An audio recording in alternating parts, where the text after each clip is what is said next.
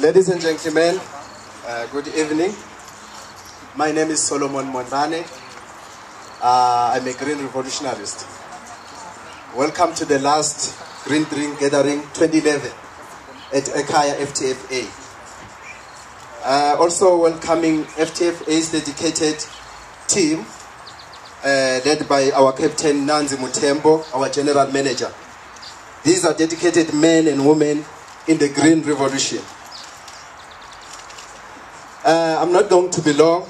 I'm just going to introduce the person who's going to introduce our guest speaker. She's the mother of all green. She walks green, she eats green, and she sleeps green. That's why tonight she's organizing a green drink gathering, Janice Park.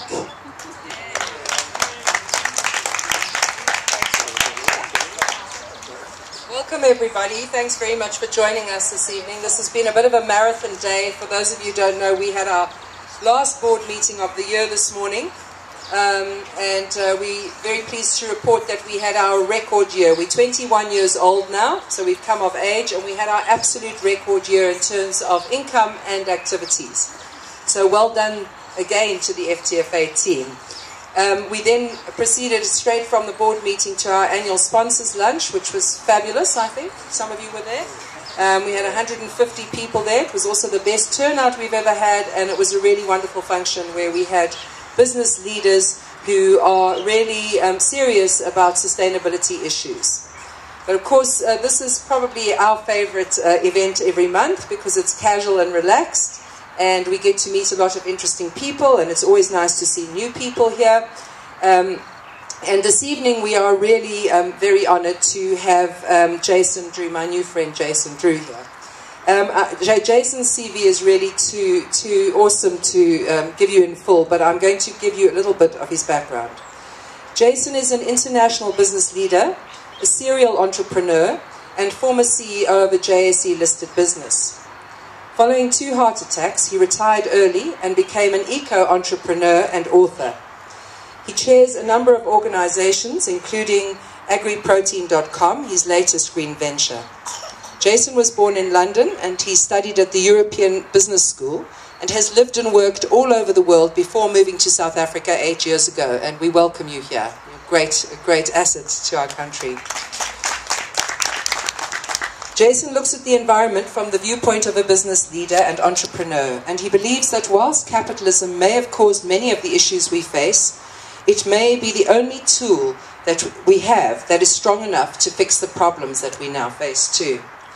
His insights into the realities of our environment and the business of fixing the issues are brilliant and astounding.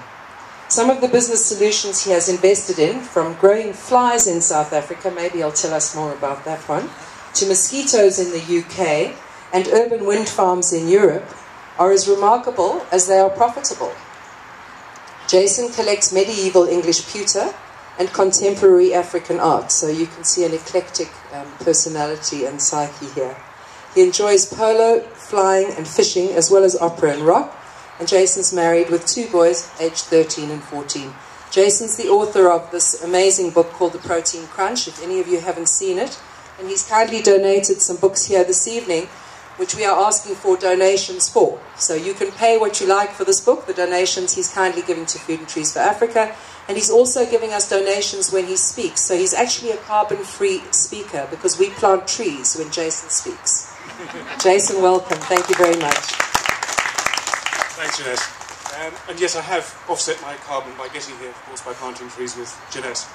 I'm just going to speak for a few minutes and give you my view about what I see from a business perspective is happening in the environment. I'm then going to tell you about 2 or 3 businesses, some of which are mine, some of which are other people's. And these are entrepreneurs busy fixing our future. So let me start. We live in a world where all of our food comes from 3 sources: our water, our land, and our seas. Each of those ecosystems is being degraded rapidly. In the face of that, we are facing the most extraordinary explosion of people on this earth as we can convert the biomass that nature gave us into human biomass. Every single day, there are 100 million acts of sexual intercourse in the world. From that, 374,000 children are born.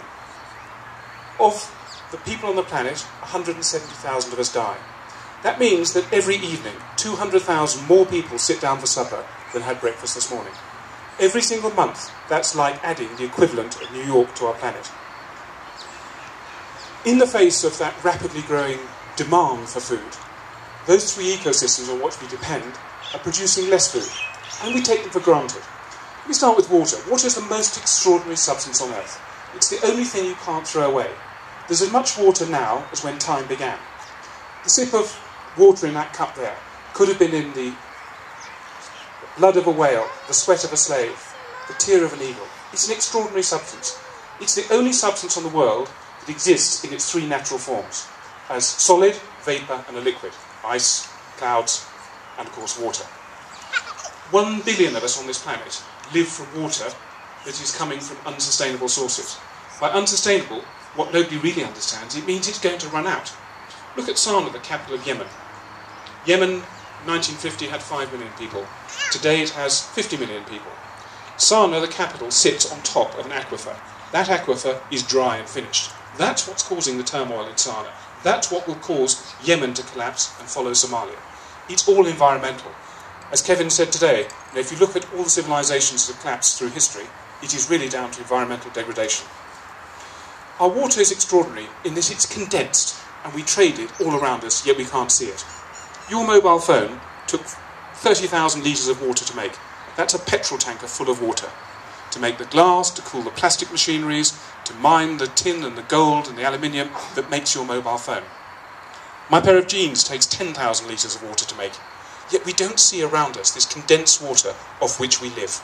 And where's it coming from? Increasingly from aquifers and underground. Every single year we take out enough water that would fill a convoy of 300,000 trucks which would circle the earth twice from unsustainable sources. To do what? To make more consumer goods for us. But our biggest condensing of water is in fact in the food we eat. It takes about 1,000 litres of water, roughly the size of that table there, to make a kilo of grain on average. It takes 20 or 24 kilos of grain to make 1 kilo of beef. So it takes another tanker full of water to make a kilo of beef. That is why America ships condensed water to the Middle East. It ships its beef. If the Middle East had water, it would grow its own cattle. So all around us, water is something we take for granted, yet we can't. Our land is the next thing that really fascinates me. We do three things to our land. We erode it, we poison it, and we build on it. We erode it. I didn't really get erosion until I was standing in a church in America's Midwest. I went into this church and saw a photograph of the church. I couldn't reconcile the two, so I went back outside again. I couldn't work out what was different. Sure, there were cars outside instead of carts and horses. There were trees were bigger, and the people were wearing hats and long beards. But what I really didn't get, and it took me a few minutes to work out, is that I'd walked up a hill of 2 or 3 metres to get to the church, whereas in 1900 it was completely flat. As we've ploughed the lands around the church, but obviously not the church and the churchyard, the soil has eroded, turns our rivers muddy, and that is what erosion, it's the first time I really got what erosion was. We of course poison our soils enormously. Since 1950 we have poured endless amounts of fossil fuels onto our soil in order to make things grow. We get all our nitrogen from fracking gas to put nitrogen-based fertiliser on our soil, which kill the nematodes. It kills the bacteria in our soils that make the very stuff healthy that we need. In 1950, the World Health Organization came up with a slogan: eat an apple a day to keep the doctor away. What they meant by that was there was enough micronutrients in an apple that needed you to sustain yourself for a day. If they were to run that same program today, they'd have to say it eats 2.3 apples a day. It's just not catchy, but it shows you how much our soil is degraded. You only have to go to a supermarket and get a tomato that doesn't taste like a tomato, a lettuce that doesn't taste like a lettuce. And why? It's because our soil is degraded. The third thing we do is build on it. Since man left Africa some 10 or 15,000 years ago, and we moved to different parts of the world, we built our villages where?